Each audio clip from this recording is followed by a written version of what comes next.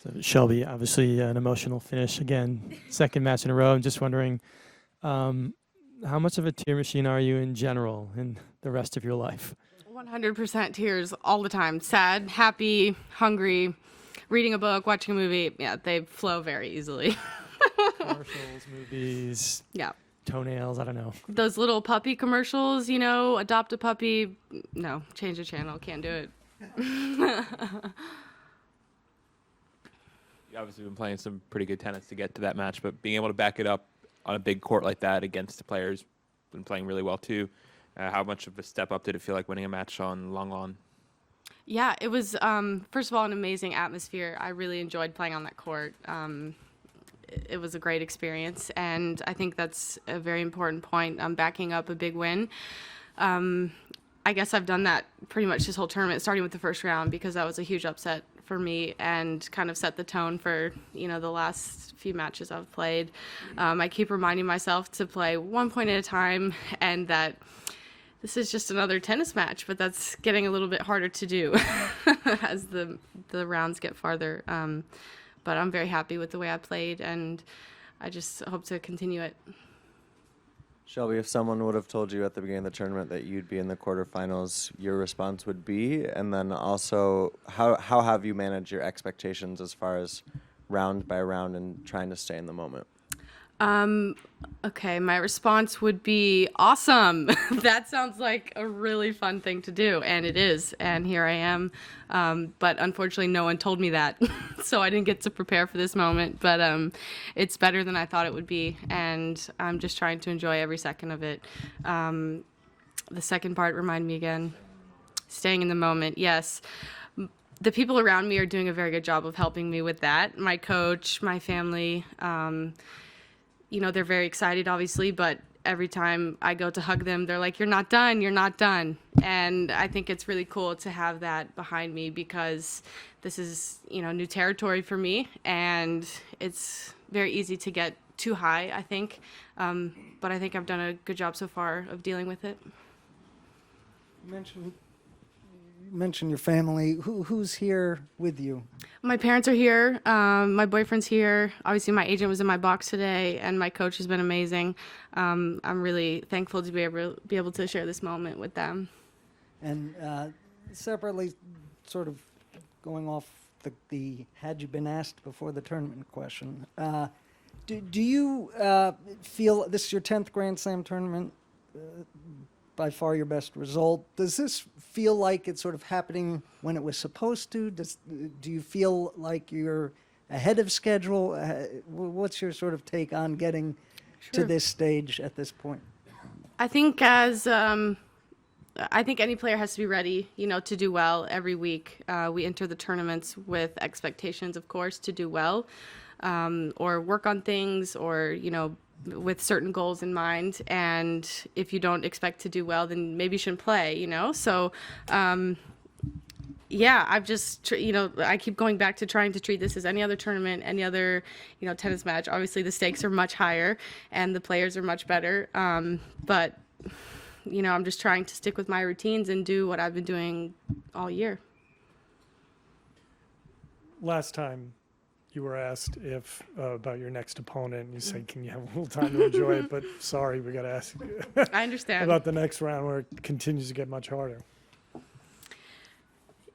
Yeah, of course, it gets harder every round, and I'm ready to step up to the challenge, I think. I have nothing to lose. I have no pressure. It's just been a great experience here, and I want to keep enjoying it and keep pushing myself. I'm definitely outside of my comfort zone already, and I keep telling myself, you belong here, and play your game, do the things that got you to this moment. Don't change anything. Your attitude coming out from the first point was by far probably the most professional I've seen in a while. And a lot of players, I guess, would find this big moment overwhelming. For you, though, how important is it to maintain sort of like a level head throughout the match? Because you were tested today, won the first set down 2-0, up 4-2, and then 4-all. So just maybe a little bit on your routine or your attitude on court and how you go about it. Yeah, that's a really unique part of tennis, the momentum shifts, I think, and being able to keep your routines, like you said, and not get too high or too low, and just try to keep your game plan and your strategy and keep doing, what you've been doing. I won the first set and it was working. Okay, I missed a few, but still going for the right shots kind of thing. So just keep going after it. I kept telling myself, it was working in the first, it's going to work again, so keep doing it. Shelby, sorry. Hey. What have you been doing on the off days? I mean, it's different, and you talk about routine and trying to maintain routine. That's a lot of time between matches compared to normal. So what have you been up to?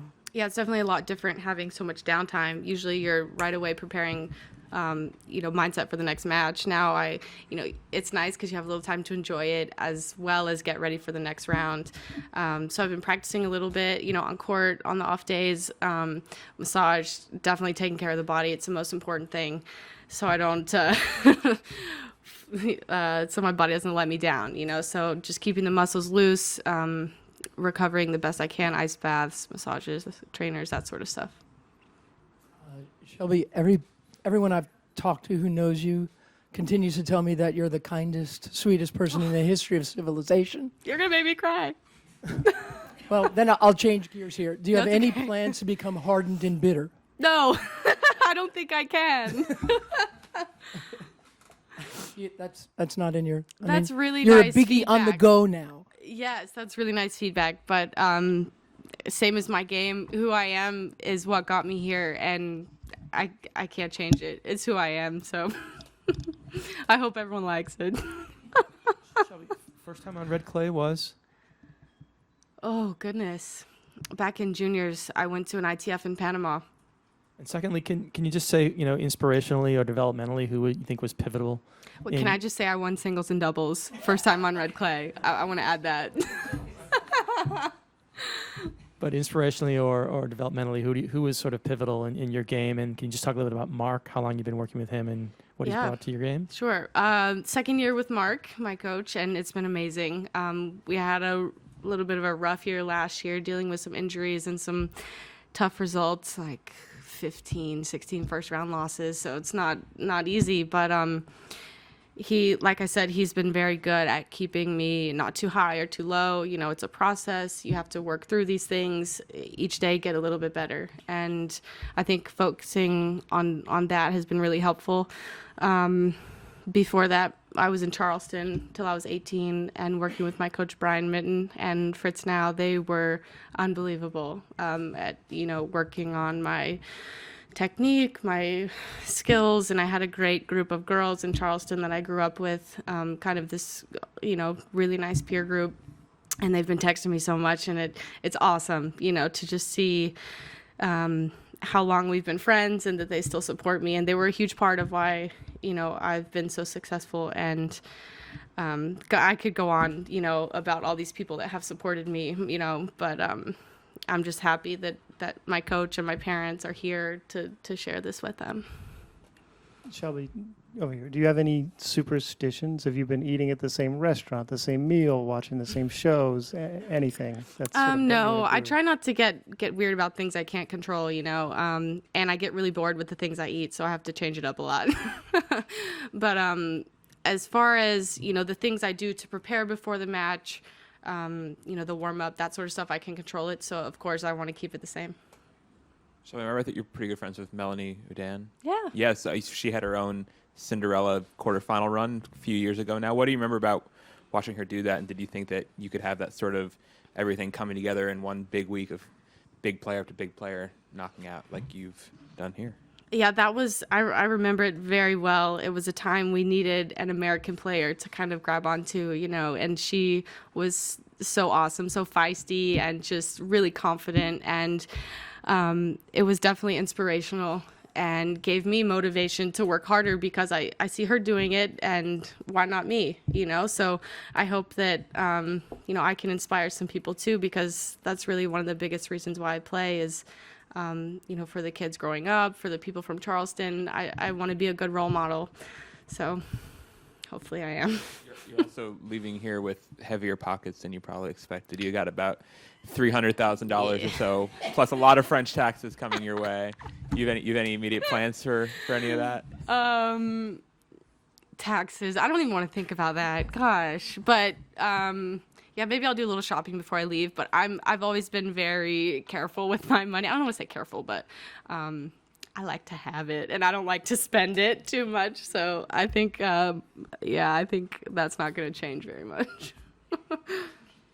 Shelby, we hear about Charleston a lot on tour, especially because of the WTA event there. But what kind of town is it for you, both in a tennis history you've mentioned a couple times, but also it seems like such a special place for the people that are from there? Yeah, it definitely holds a special place in my heart. I mean, growing up there, the people are so nice and supportive, and no matter where I am in the world, they're always writing messages and following me, and it's really cool.